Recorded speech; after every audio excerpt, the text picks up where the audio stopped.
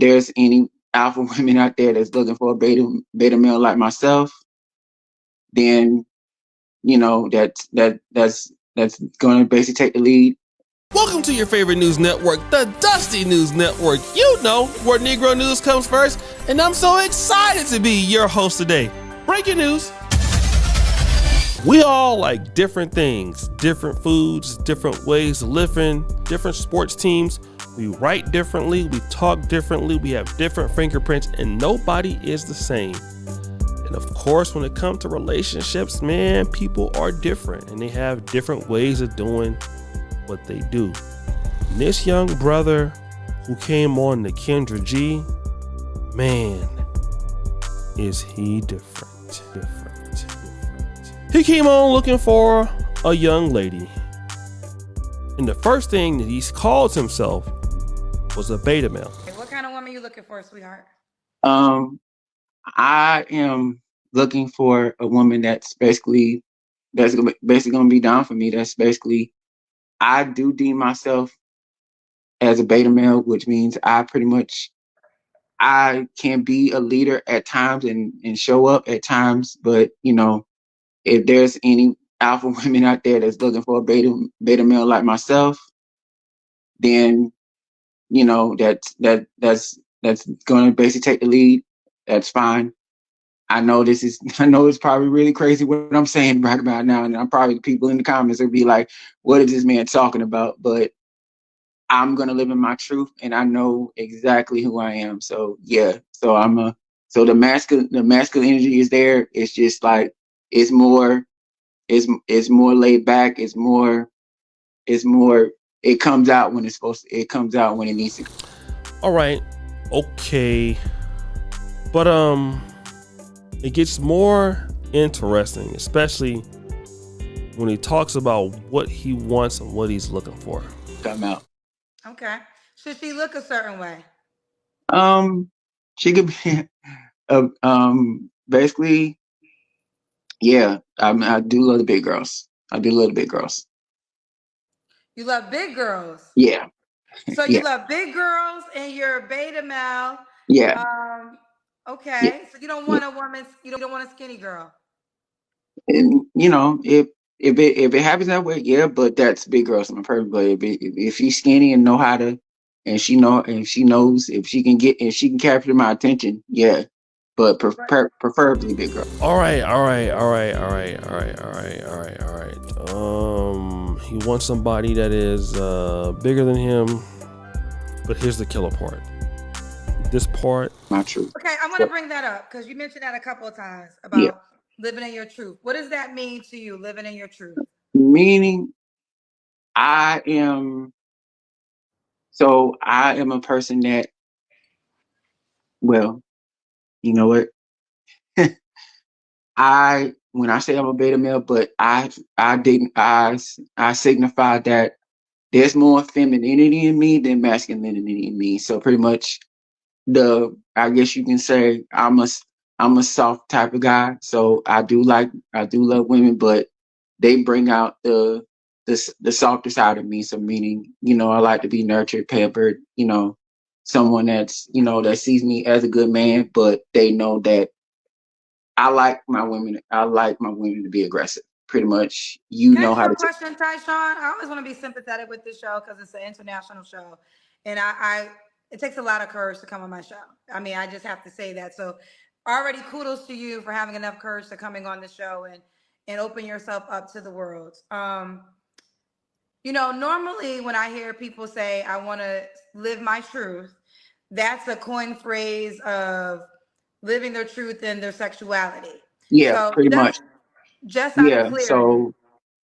So and this is gonna be a first because I know you've had many a first, but I like it when a woman, penetrates me. So pretty much pegging, all that good stuff. Yeah, I know. So this one's gonna be a doozy for you. Okay. He wants to get his cheeks clapped. He wants to get pegged. He wants a masculine woman Now, for those of you who gonna say that is he gay? Let's check it out. Let me just ask this question directly, and Yeah. I hope it's not offensive. Nope. Do you date men as well, or are you open to No, I dating do men? not. I don't date men. I do not. Okay, so Yeah. there's no men, No but men. you were what? Okay, so no men. We got that clear. But you are into, I guess, I don't even know. Men, I guess basically dominatrix, pretty much, like the woman to be dominant. Yeah. He said he's not gay. I can believe him, because who wants to come on looking for a woman when he can just go get a man in this day and age? Bruh, you want somebody to peg you? That's booty clapping it up, bro. I don't even know what. Next story. You ever been on a field trip and it was a learning experience in high school? That's what happened to these Detroiters in high school. They were going to the courthouse for a field trip, trying to learn about the criminal justice industry. Maybe some of them wanted to be attorneys or even the judge. But we had a young lady who was unruly, and the judge taught her a pretty good lesson. I spoke to Judge Kenneth King. He stands by what he did, placing a 16-year-old in handcuffs after she was allegedly misbehaving on a field trip in his courtroom. One thing you'll learn about my courtroom is that I am not a toy. I'm not to be played with. What started out as an informational field trip with the Greening of Detroit nonprofit Tuesday to the 36th District Court in front of Judge King. This is the 36th District Court for the city of Detroit. We do just about everything that happens in the city of Detroit. Quickly turned into Judge King getting visibly agitated over a sleeping student in his courtroom. You fall asleep in my courtroom one more time, I'm putting you in the back, understood? Judge King had her removed from the courtroom, but he told me that didn't fix her, quote, attitude. And that's when he pulled out the jail uniform and handcuffs. That's not something that normally happens, but I felt compelled to do it because I didn't like the child's attitude. King says he was trying to teach the teenager a lesson on behavior and respect in court. I haven't been disrespected like that in a very long time. He then threatened the girl with jail time. I'm going to go to sleep tonight while you're sitting in the juvenile detention facility. Was I really going to do that? Probably not. Could I have? Probably so.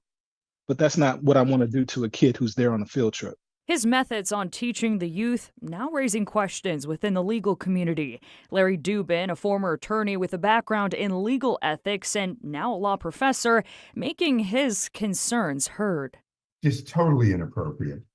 There were so many other ways in which to have helped that young girl learn.